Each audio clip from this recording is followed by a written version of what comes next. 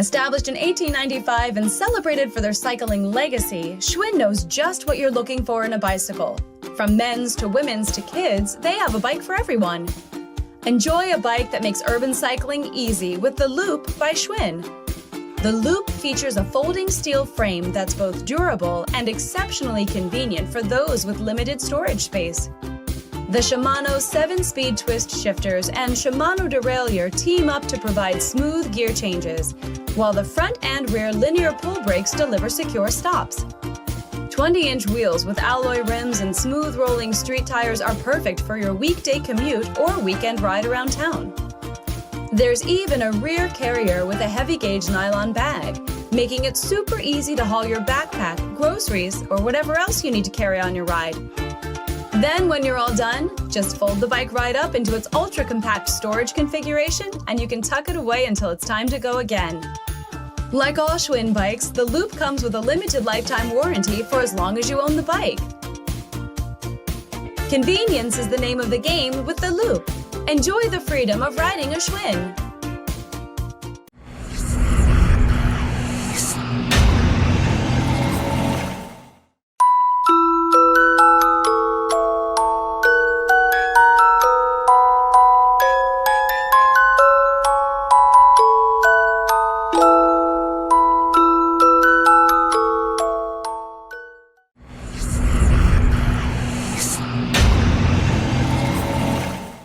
The TTS1 from VITILAN has a 350 watt motor in the rear wheel, powered by a 36 volt lithium battery, that can be removed once the frame is folded and the key turned to release it. The battery can then be charged either in the frame or on the go, which takes about 4 to 6 hours to do so.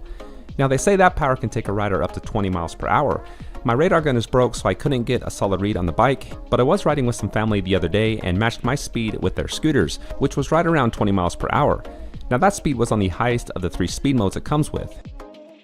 The motor takes about 2 to 3 revolutions before it kicks on, and then takes about a half a second before it kicks off. Now that's with the full battery. As the battery drains, the power is delayed even more. When the bike was on the second battery bar, it sometimes took 5 revolutions before the power came on, so there's definitely a lag you'll notice as it continues to drain. However, there's very little delay with the twist throttle. It's almost instant starting and stopping. The throttle and pedal assist can be used at the same time. You'll need to hit the minus button until the pedal assist light turns off before the throttle will work. The acceleration was honestly better than I expected. It takes about 10 to 15 feet to really get going, but after that the power ramps up and does a very nice job reaching the top speed in less than half a block. Pretty impressive for a bike that weighs 50 pounds. Now I was surprised how low their weight rating is at 260 pounds. That's something you would see on a scooter rather than a bike. There is a 7-speed Shimano shifter, and when on the lowest gear was very easy to pedal without power. Just make sure there's not a lot of hills. The slightest slope will give you a good workout. VITILAN has a range rating of 50 to 70 miles on pedal assist and 20 to 30 on pure electric. I ran a test on the highest pedal assist mode and got just under 19 miles. Now I got home with the battery bar switching between 1 and 2 bars. While riding it was 1, and once I stopped it bounced back up to 2, so I think I could have gotten another 3 to 5 miles. The delay in power was the main thing I noticed that changed throughout the ride. The speed and pickup stayed about the same, however on small hills the bike did bog down more than on a full battery. One thing that makes the TTS1 so unique is its ability to adjust and collapse. For example, the handlebars can adjust. The stem adjusts, which I really liked because at the highest level it's like sitting in a chair. I hardly had to bend over for my 5'11" frame. It makes the bike very comfortable to ride. Now at the bottom there's a latch to collapse it as well. The aluminum alloy 6061 frame also folds in half along with the 2 pedals. Totally collapsed down, it can fit in the back seat of most cars. Now for being so cheap, it feels solid. There were a few things that rattled loose on the first couple of rides, like the headlight, the fender, and rear reflector, but as far as the frame and build, it was smooth and sturdy, and feels like a higher quality bike.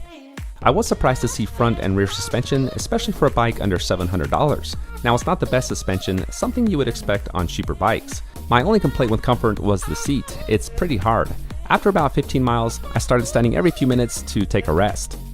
VITILAN has a hill rating of 15%. While on my range test, I headed up this canyon close by my house, which is uphill for 7 miles, with slopes ranging from 3% up to 12%.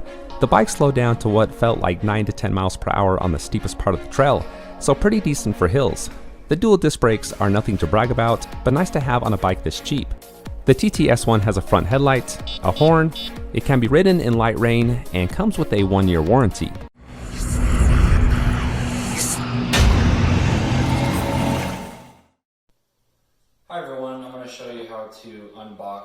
assemble an ECOTRIC dolphin step through.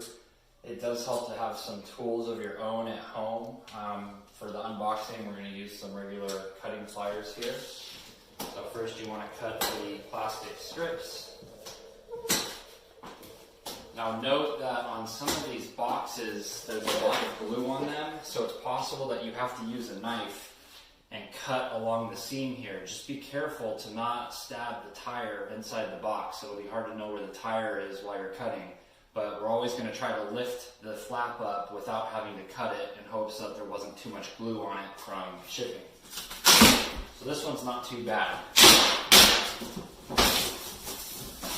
little bit of sticking.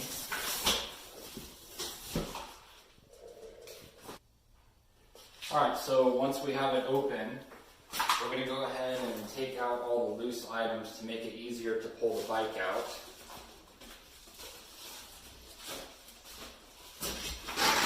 Including the foil. And set them aside for now.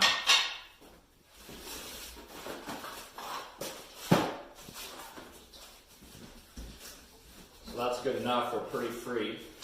This is the hardest part, is getting the whole thing out. So it may take 2 people, but just grab somewhere on the frame. Don't grab the fenders. Grab the frame. We're going to pull it out here. See, everything is still tied together. And then this is where it may help to have someone else hold it while you start untying everything. As we start clipping all the zip ties, it may fall off balance, but right now we're looking good. It's going to stand up on its own. Double check that you got everything out of the box. So we've got the seat, and then it's a good thing we checked on this. The rubber cap that goes on the hub oftentimes falls off during shipping. We're going to take everything out of the accessory box here. So you do have most of the tools necessary to assemble the bike. We've got our manual and then class 2 sticker. Make sure you put this on the frame somewhere, so if you're in a class 1 or class 2 only trail, you can prove that the bike is legal to be on that trail. We have our pedals. We'll show you that in a little bit later. Front reflector. A little bell for the handlebars. A rear reflector. A wrench. And then the battery charger. Alright, so the first thing I'm going to do is take the battery out. It makes the bike a little bit lighter and easier to work with. This battery comes up vertically, so we want to make sure that this clamp is out of the way. We see it's blocking, so go ahead and open that up. And then use your cutters and cut the keys off. And so over on the other side, we're going to stick the key in the keyhole. You're going to push the key in and turn it to the left, and that's actually going to unlock. You see the actuator right here. Unlock it, and the battery pulls right out. Alright, so we're going to unpack the styrofoam and packing materials in the rear part. So we've got tape around all these. It does help sometimes if you can get it started with these cutters, you see that, and then it comes right off. Be careful not to scratch the paint. If this hits the paint, it would scratch it pretty easily. Okay, now we're going to take apart the front assembly. Like I said, it helps if someone's holding, or you can stand right here, because as you start cutting, the pieces are going to start coming out pretty quick here. So just cut every zip tie that you see.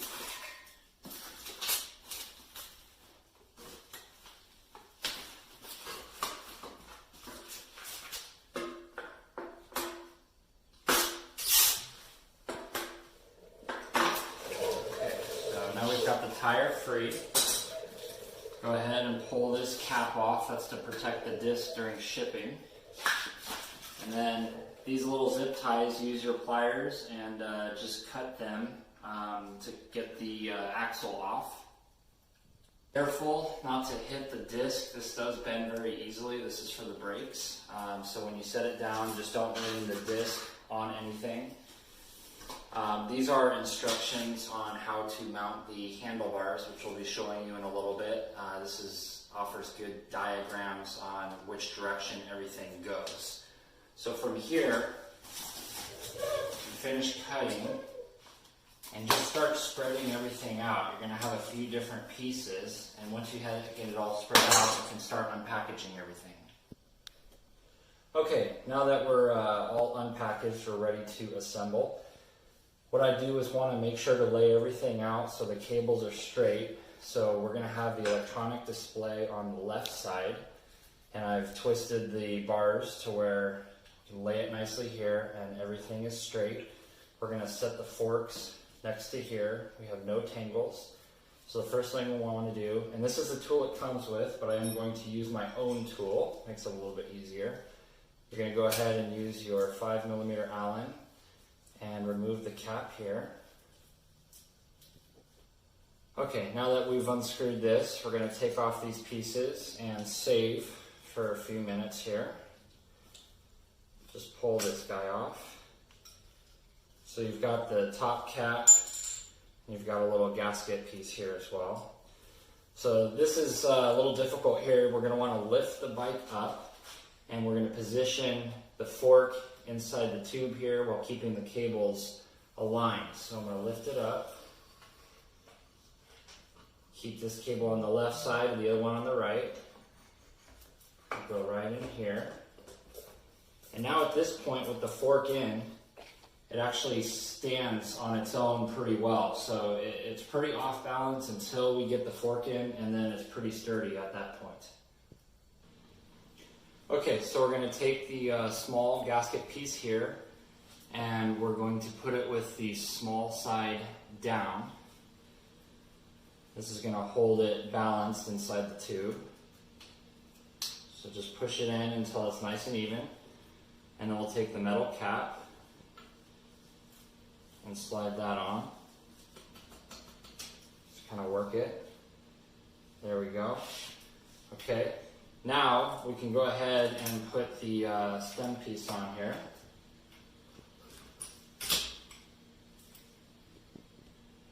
Okay, so once you've put this on, we're going to want it so this handle here is in the front, and you can see the direction the handlebars are going to go, so it actually does sit at a little bit of a diagonal angle.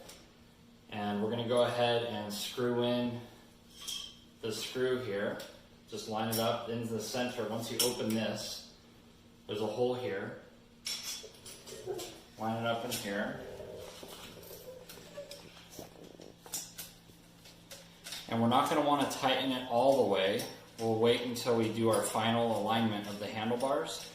But just screw it in until it gets, just before it gets snug, so we can still adjust it if we need to. Okay, with this not all the way tightened, we'll go ahead and come up. Probably a good idea to lock this, that way they don't fall on us while we're doing the next task. We're going to go ahead and put the handlebars on the top here. We do have to take this piece apart to get them on, so go ahead and open the latch here. We're going to unscrew this. Be mindful of the metal piece that's in the middle of this, so just hold it so it doesn't fall out.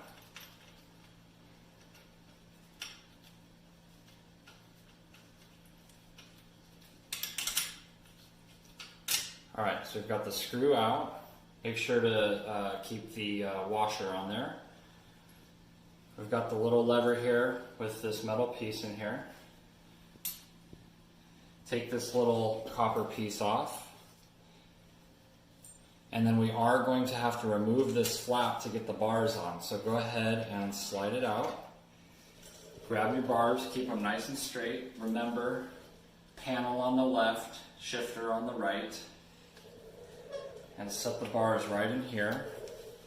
This can be a little bit tricky. We have to line it up just right in the slot so it slides through nicely. So now we're in. We're going to take our little gold piece here, line that up.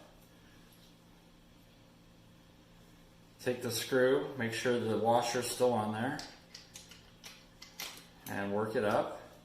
And then you see that you have the threaded holes in here. Just make sure you line those holes up with the bolt.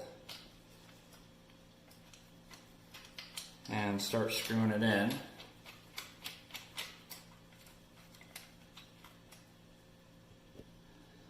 Alright, so we're going to screw it in here. So from here, we can adjust the pitch of the handlebars. Now this can be adjusted anytime you're using the bike because we have a quick release, so you don't need to stress on getting it just right away.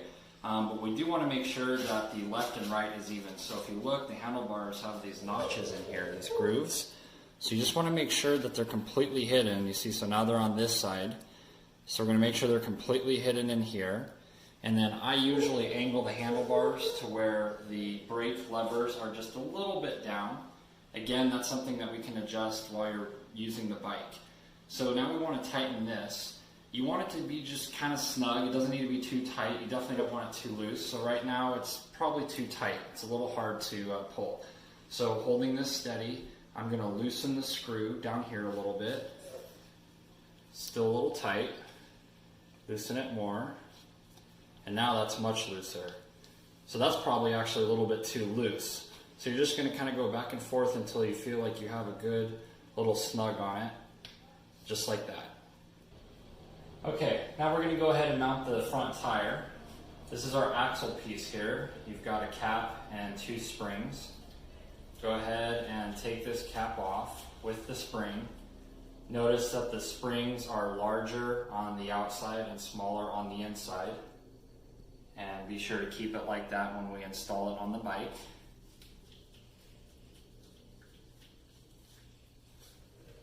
Set that on this side and the axle over here. We want to put it in from the right to the left. That way this doesn't block the brake caliper. So now we're going to go ahead and put the tire on. What we're going to do is put these hook part of the forks are going to fit right into the threads here. And then this is the important part. We have our brake caliper right here, and you have a little gap between the brake pads. We want to make sure that we don't hit the disc on the brake pads or the brake caliper to avoid damaging the caliper or bending the disc. So we're going to line it up perfectly to where the center of between the pads slides nice and even in the rotor. So I'm going to go ahead and lift it up here and roll it right here. So I usually hold it with 2 hands and hold the tire with my knees, so hold it nice and steady. And then I'm going to slowly go down. First I'm going to line up the disc with the brake pads. So right now the brake pads are around the disc without bending it or pushing on it. And then now that I'm in there, I'm going to go ahead and line up the axle with the forks, and we're in.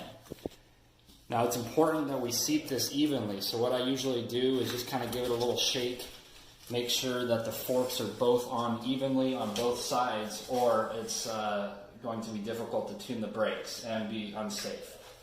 So while holding this up, we're going to take the axle, slide it through the hole here.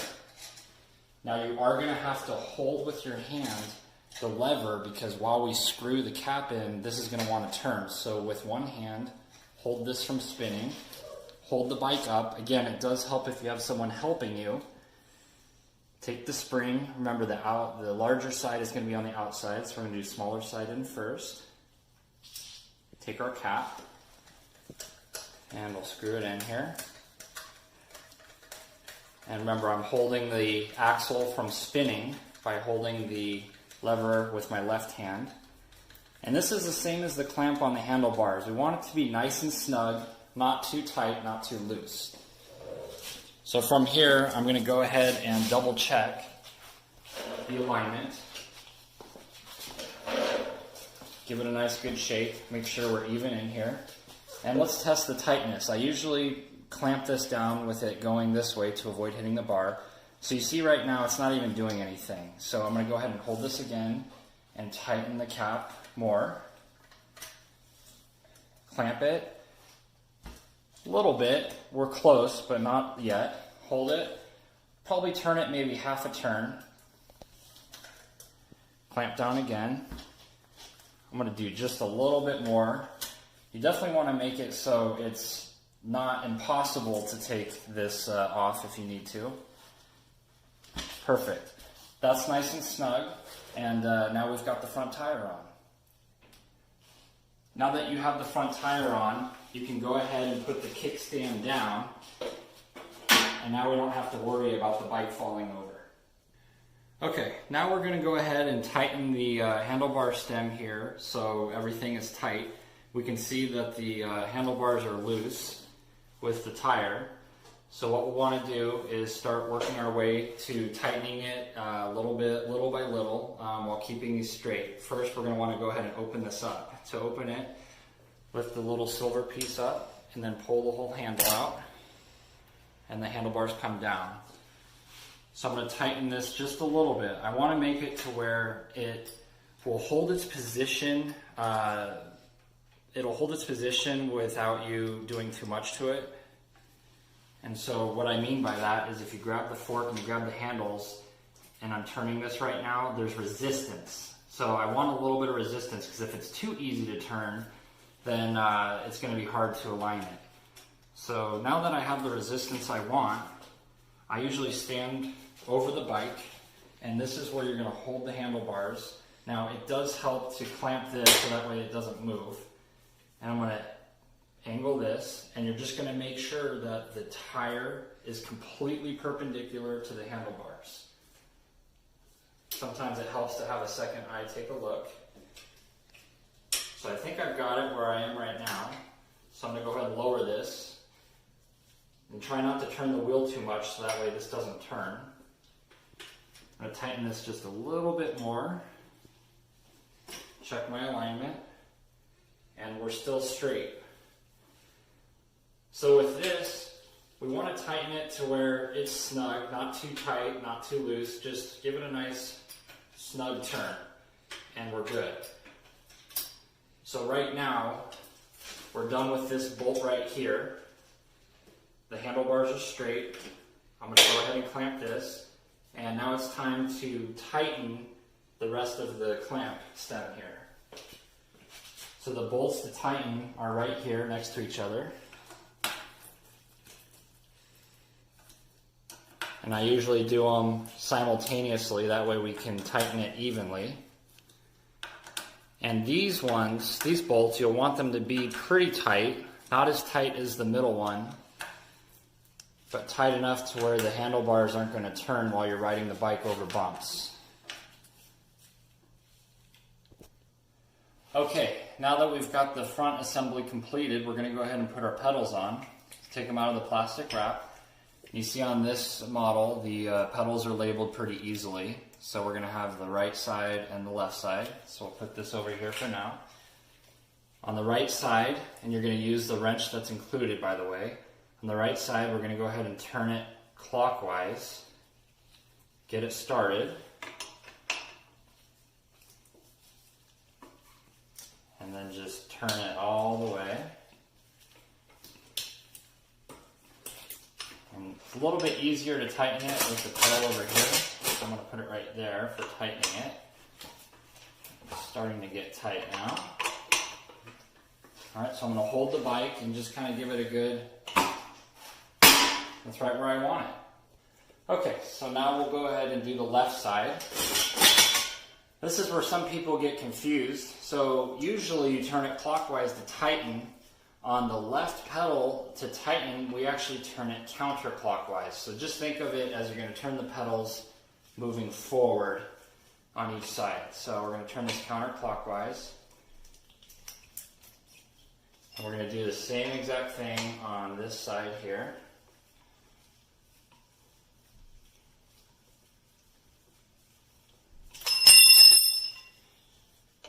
Line it up.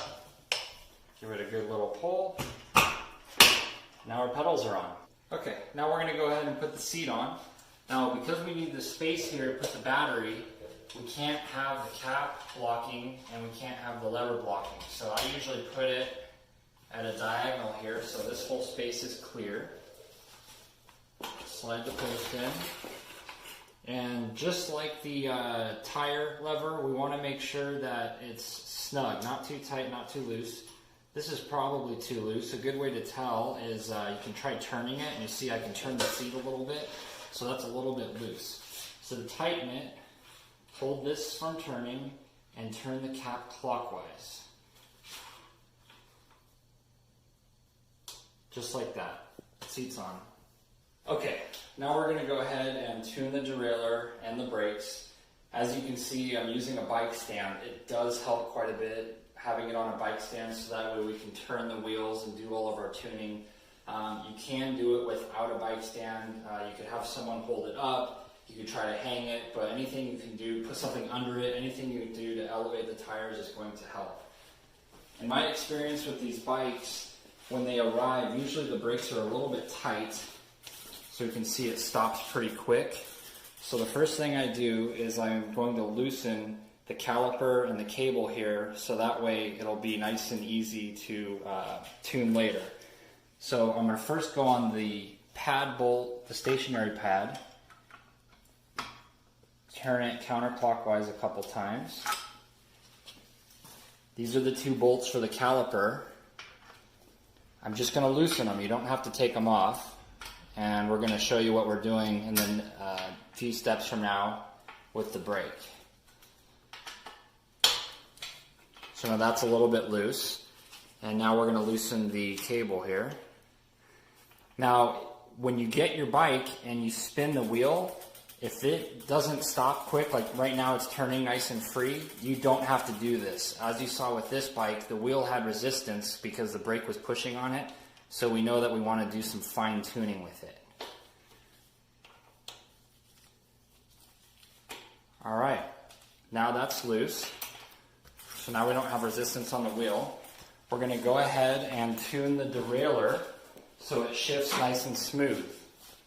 So what I do is on the gear shifter here, we're going to start at the very highest gear, number 7. I already put it there, so what you're going to do is while you're pedaling it, you're going to go ahead and put it in 7. And we're going to go ahead and turn the wheel from the 7th gear and go from 7 to 6. You're going to push the gear shifter, not the plus sign, but up here, to 6. And you hear how it's trying to shift, but it won't shift. So what we're going to do is while we're pedaling it, this little nut here, we're going to turn counterclockwise. That's going to tighten the cable, which will help it shift. So I'm going to turn it, and now it's shifted. Go ahead and put it from 6 to 5. That shifted smooth. That's 4, 3, 2, 1. Looks good. I'm going to do it one more time to make sure it's tuned right. So I'm going to hit the plus all the way. So we're going to go to 6. So it took a few seconds. So I'm going to go ahead and tighten this just a little bit. There we go. We got a little bit quicker now. That was really quick. Go through each gear. Perfect. So now your rear derailleur is tuned. Okay, so now we're going to go ahead and tune the front brake. What we're looking at right now is looking from the front down the caliper, and we're going to see probably gaps between on both sides of the disc. The first thing we want to do is go ahead and align the caliper. So just like we did on the rear caliper, we're going to loosen the caliper bolts.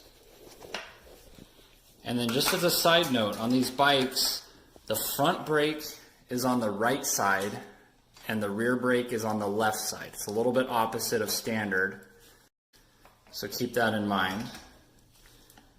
I'll loosen this as well. Okay, so what we want to do is make sure that the left and right adjustment of the caliper is lined up square with the disc. So what we do now is, now that everything's loose, I'm going to hold the cable and I'm going to pull the actuator up, and I'm manually holding it up. And what we're doing when we do that is both pads are coming together and they're going to clamp onto the disc, and in that action it will hold this aligned with the disc. So hold it clamped. While you're holding it, go ahead and tighten the caliper bolts. Now I usually just get them a little bit snug and then I let go, and then after doing that I'll go ahead and do the rest of the tightening.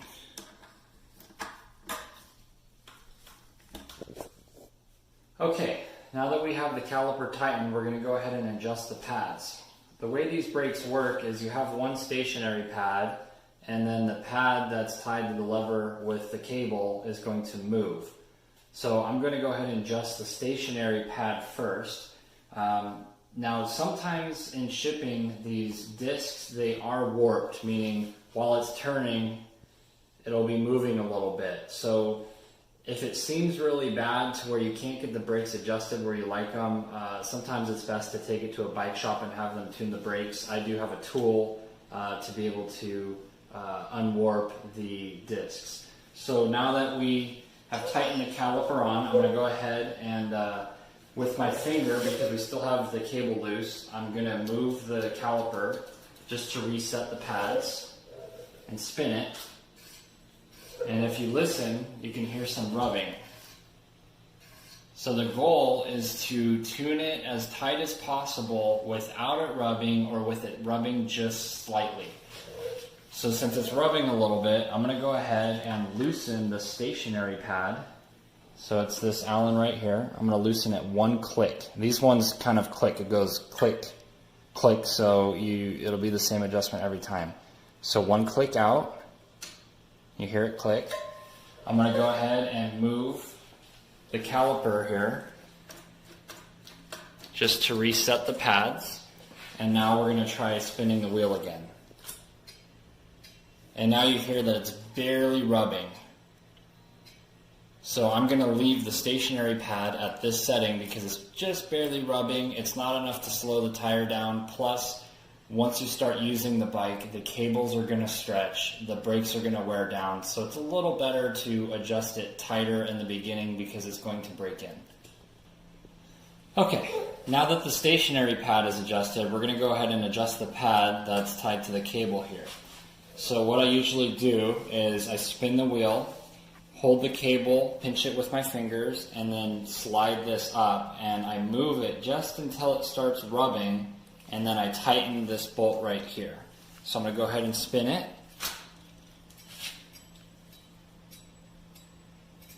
And right there we can hear it rubbing a little bit. So I'm going to try to get it just to where it stops rubbing. Right there. I'm going to hold it, and while holding it, I'm going to go ahead and tighten this bolt. You don't have to tighten it too much while holding it, just a little bit snug.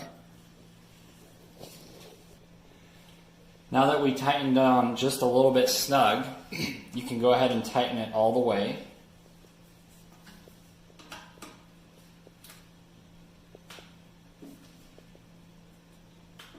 Okay, now it's time to go ahead and adjust this. So what we do for the adjustment is we're going to turn this little dial right here counterclockwise. And by turning this counterclockwise, it actually very slowly, because it's just a trim, it very slowly will move this up. And we're going to turn it counterclockwise until we hear the pad rubbing on the disc. And at that point, we know that that's where we want it adjusted. Okay, so I'm going to go ahead and I'm going to pull. Now that this is tight, instead of having to do this manually, we can now pull the brake lever up here. And remember, the front brake is on the right side, so I'm going to go ahead and reset the caliper. Alright, we'll go ahead and spin it. Okay, and so now I'm going to turn this counterclockwise. We have no rubbing right now. And now we hear it just a little bit. Now, in my experience, these cables, they stretch just a little bit. So to make sure that they stretch the least amount as possible once you start riding the bike, once it starts rubbing like we heard, I'm going to go ahead and squeeze the lever a few times pretty hard. I'm going to try to stretch the cable out just a little bit, and then come back down here, spin the wheel, and see. So you see it's not rubbing as much as it was because we just stretched the cable out. So I'm going to tighten it just a little bit, and we've got a little bit of rubbing there. Now I'm good with this because I know once we start riding it, the cable's going to stretch and the pads are going to wear down, so the rubbing will stop. So once you have this adjusted where you want, if you can see, there's a little tiny wheel here below the cap. To make sure that this doesn't adjust while you're riding, go ahead and turn this cap clockwise to where it tightens onto this part here. and now it's tight and it won't get out of adjustment while you're riding the bike. Okay, now we're going to do the same thing on the rear brake. So we're going to go ahead and get the caliper aligned with the disc. So I'm going to hold this tight. And while holding that, I'm going to turn these nice and snug.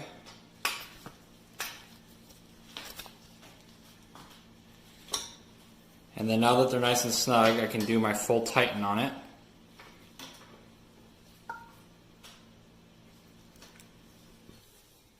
Okay, so now that we have these tight, we're going to go ahead and spin it, and we don't hear any rubbing. So that's a good thing. That means now we can adjust both pads in until we hear rubbing. So it makes it easy at this point. So now what we're going to do is start with the stationary pad. So for now, to reset the caliper, manually pull on this. And then what I do is just do one click at a time. So we know there's no rubbing right now. Let's see what happens if I turn this in one click. Remember, before we pedal it, reset the caliper, and let's see what happens. So you hear just a little bit of rubbing. So I would prefer keeping it adjusted right here with a little bit of rubbing than with it out not rubbing at all, because again, it's going to break in very quickly. And it does help if you continue pedaling the bike, otherwise you hear the clicking of the wheel, and that can make it difficult to hear the brakes. Okay, now we're going to go ahead and tune the non-stationary pad. So we need to adjust this and tighten it on the cable. Now, it would help if you had someone spinning this while you do this, so you don't have to hear the clicking. Since I'm doing this without help, I'm going to go ahead and turn the wheel pretty fast here, and then hold the cable and pull this up, and right there I hear some rubbing. So I'm going to go ahead and tighten it just a little bit, and then go ahead and spin it again. Now what I'll do to make sure that I'm just before it's going to rub is I'm going to pull this just a little bit in and see how far I have to move it before it rubs. And I can do that while spinning the wheel, so it helps. Okay, so I have to turn it probably about 1/3 of an inch. And I don't want to have to trim it that far with this dial. So I'm going to go ahead and loosen this. I usually pinch my fingers under the cable to keep it from sliding down. And go up just a little bit. Try to go up 1/4 or 1/3 inch to where it started rubbing. Just tight enough to where it doesn't slide down. Let's go ahead and try it now. There we go. So you see when I barely pull on it, it starts rubbing. So this is where I'm going to want to tighten it all the way.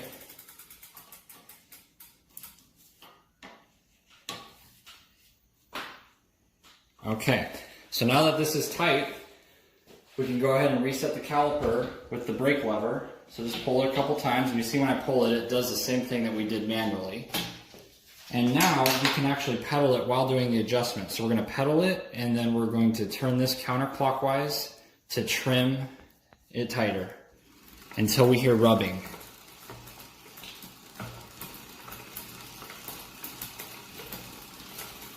Alright, so there's just a little bit of rubbing right there. So let's go ahead and see if we can stretch the cable out a little bit. So as you can see, I'm pulling the brake lever. I'll pull it nice and tight a couple times. And let's see if it's still rubbing. See, the rubbing went away. So now, since we stretched the cable a little bit, let's go ahead and tighten it some more until we hear rubbing. And there's the rubbing again.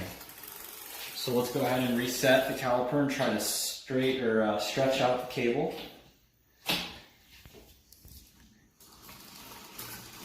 And it stretched again, so we're going to go ahead and we're just going to keep, and see now it started rubbing pretty quick, so we're pretty close to where we want it. Let's try stretching the cable out again. Pedal it.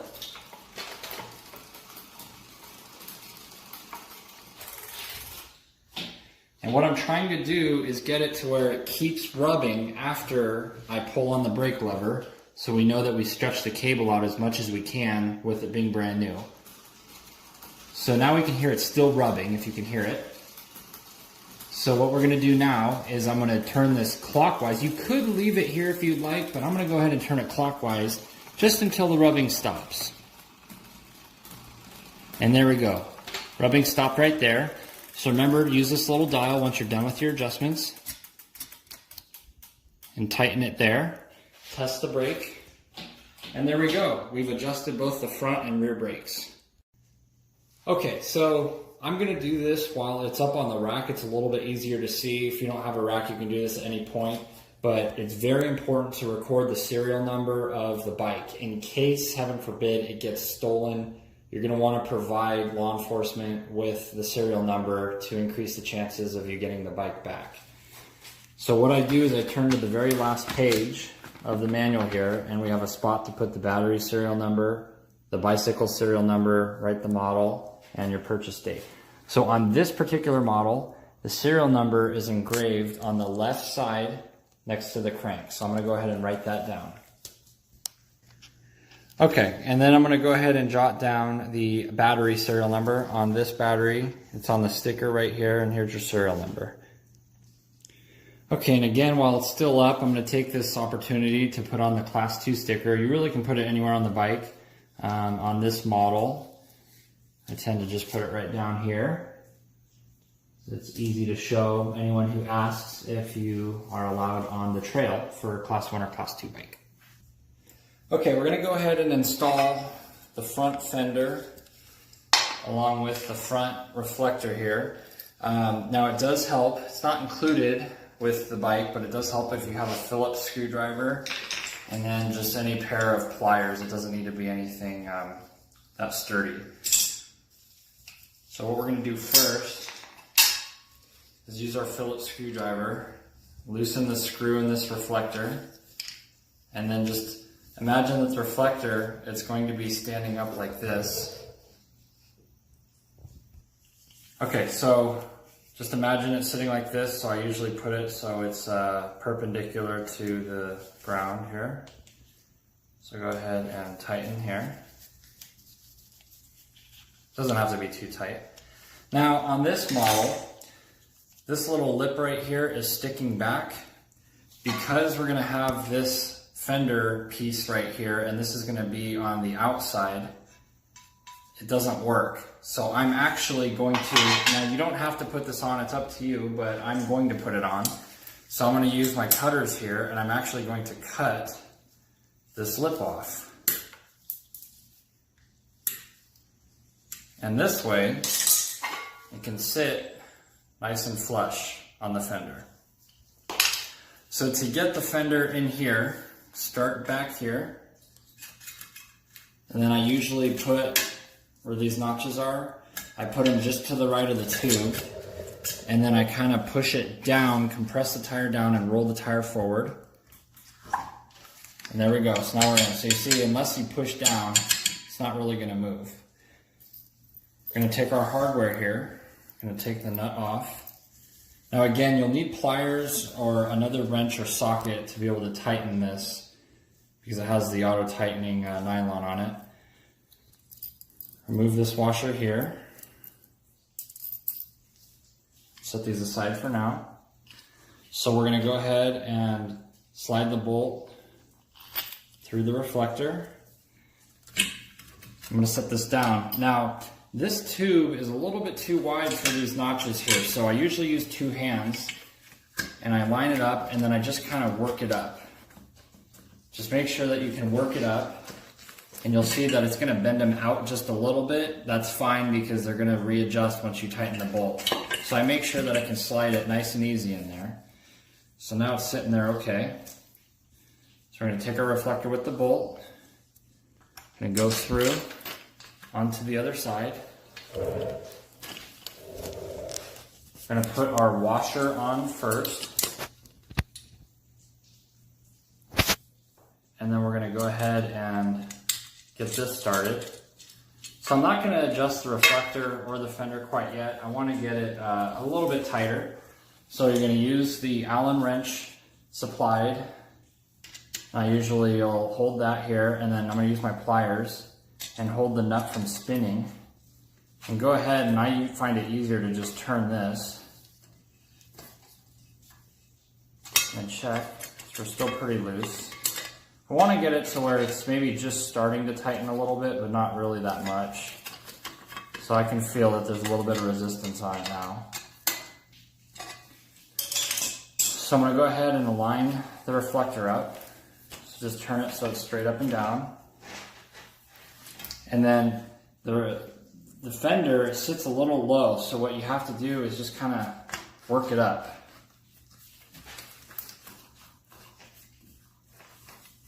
So now that we've got it worked up, straighten this out.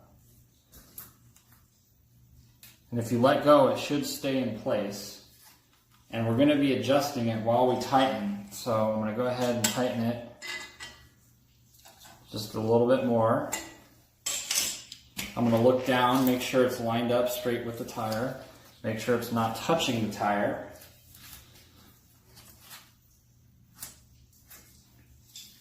Alright, so everything's lined up. So I'm going to go ahead and tighten this down all the way.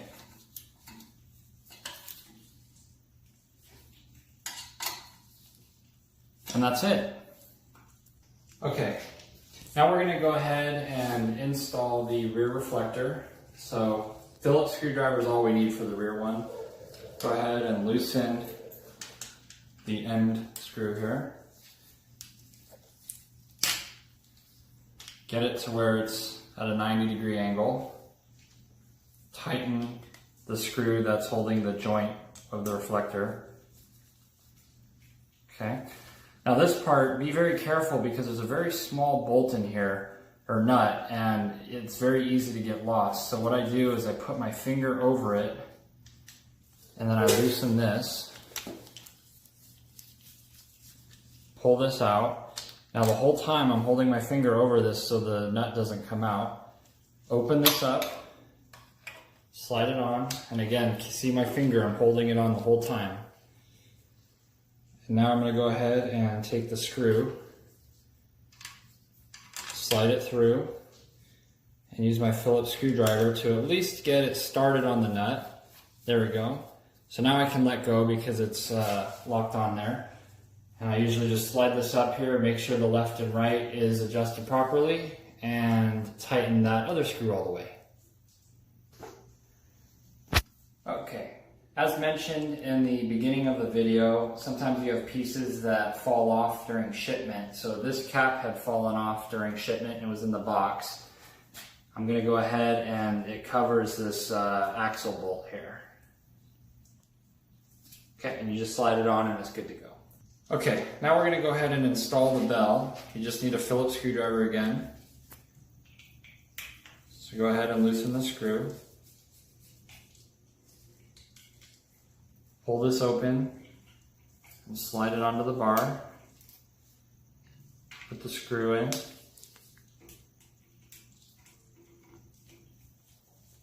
And go ahead and tighten it down.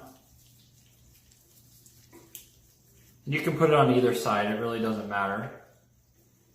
And to ring it,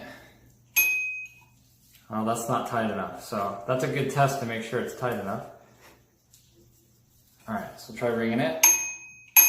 You've got a bell to warn people. Now the panel and shipping is usually down. This thing, the panel you can adjust. So put it right there at a diagonal.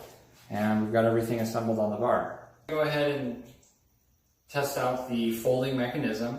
Now because it's a brand new bike, it's a little bit stiff and hard to fold and unfold, but it will loosen up over time. So what we're going to do is you want to loosen this clamp here. Once it's loose, slide it out. Now I actually use my foot to help myself fold and unfold it, so I'll show you here.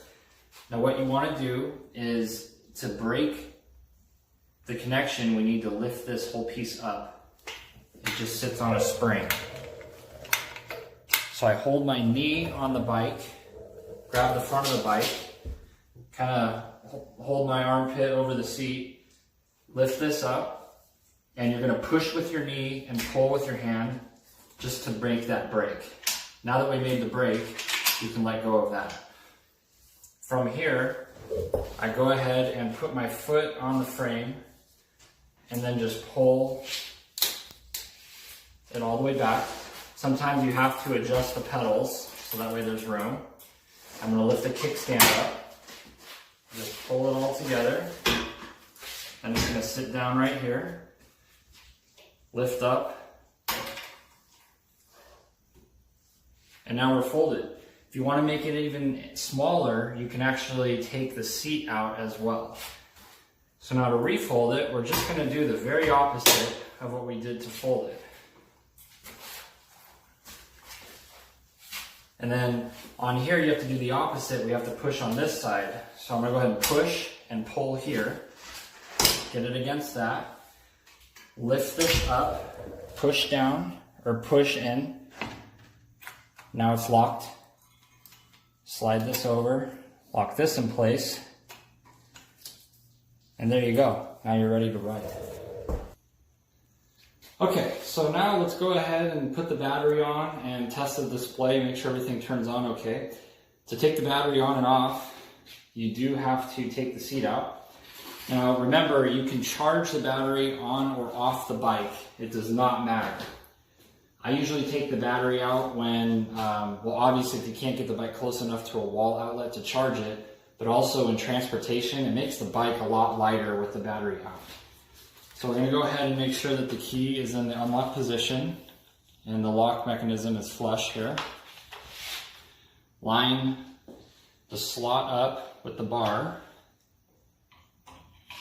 Go all the way down. Push down. Now turn the key clockwise and you see it locks in right here. So you've got three positions on this battery. You've got unlock, locked but off, and then on. So off, unlock, off but locked, on. Now that the battery is on, we can go ahead and turn on the display.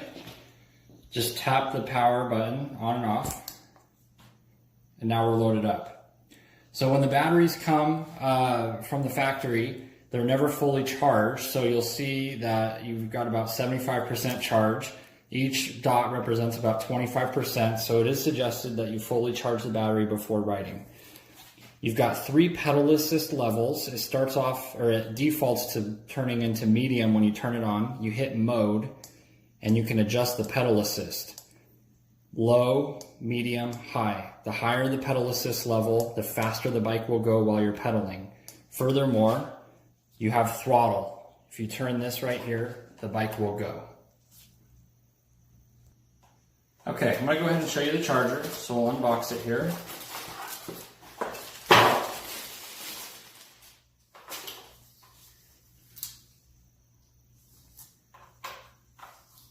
So this just plugs into any regular wall outlet.